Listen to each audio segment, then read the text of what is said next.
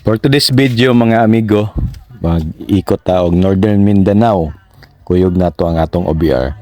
So total distance ng ating plan nga travel is 900 km. Start ng ating biyahe nang galing tayo ng Panabo sa Davao del Norte.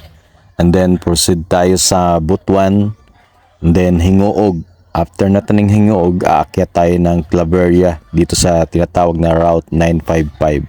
And then after that, pupunta tayo ng Cagayan de Oro, then proceed to Iligan. After ng Iligan, balik tayo ng Cagayan, akyat tayo ng Bukidnon via Buda Road, and then pabalik ng Davao. Right now, namin sa Trinto. So milakaw may Panabo ganiha around quarter to 2, 1:45. So nabot mo diri mga 3:30. So nagkapisami kayo. Buka ang driver. So after natin magkape, nagka-energy na tayo ng bahagya. So tuloy tayo sa ating biyahe. Right now, nandito na tayo sa may San Fran sa Agusan. Hindi ko napansin na naka 200 km na pala yung tinakbo natin. So kailangan natin mag-refill ng gas dahil paubos na yung ating gasoline. Special mo sa'yo? Special? Alirit.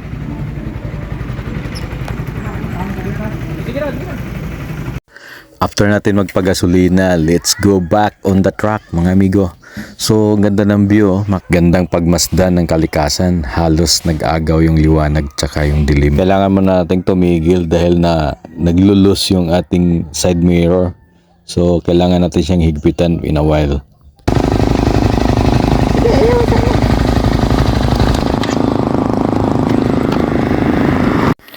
Halos takip silim na nung parating tayo ng Butuan.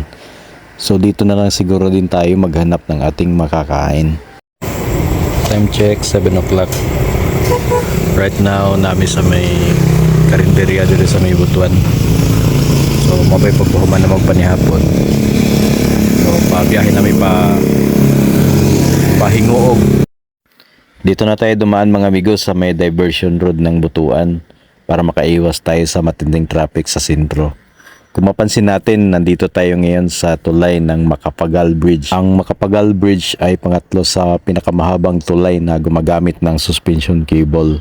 Number 1 is yung sa Cebu, yung nagdudugtong ng mainland Cebu and sa Mactan. And then pangalawa yung sa Cordoba. At ito po yung pangatlo. Meron itong haba na 908 meters. Ito yung pinakamahabang tulay sa buong Mindanao na bumabagtas sa Agusan River. Time check 9:15. Naami sa may Hingoog. So nag-standby sa may kariyot mga 15 minutes kay nag-relax kami. Kapoy ng driver. Morning mga amigo, kanang naanami diri sa Balingwan Port. So pa sa kami karon og kanang Claveria. Then Claveria pa Cagayan, then pa Iligan. So see you.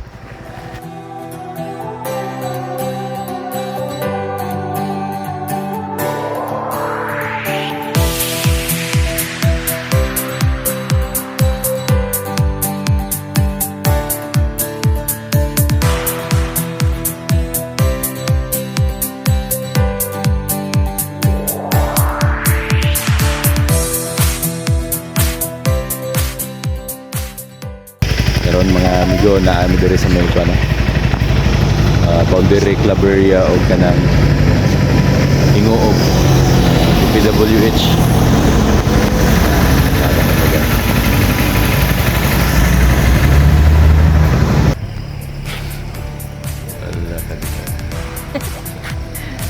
Hello. Naami diri sa Hingoog. Naglaroy-laroy mi diri sa sa may tawagan Claveria. Ano? Nang libot pa sa. Lipong na.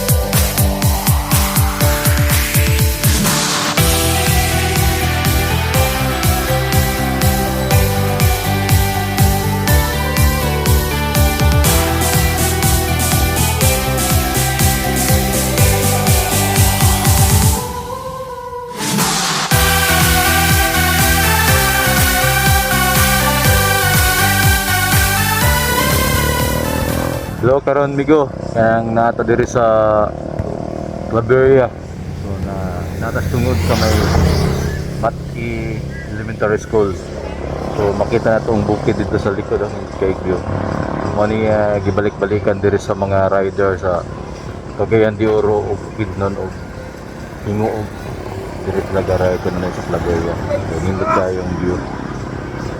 Right now kanang ganami sa Claveria. So gabaktas mi ko no diri sa may kuan mais. Pa-picture kami diri sa mais o saka si pangalan na Anagun. Pa-picture ang akong OBR diri sa may Anagun sa mais.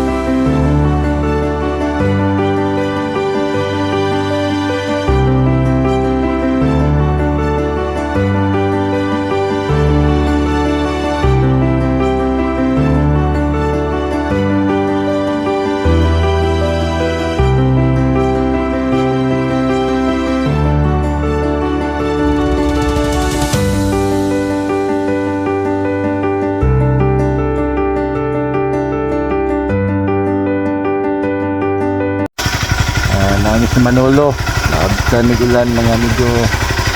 Awa Hugaw na kaayo.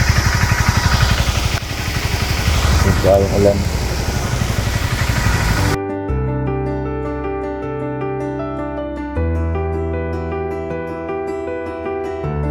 Inabot na kami ng malakas na ulan sa may Valencia, Bukidnon mga amigo. Pero patuloy lang ang biyahe.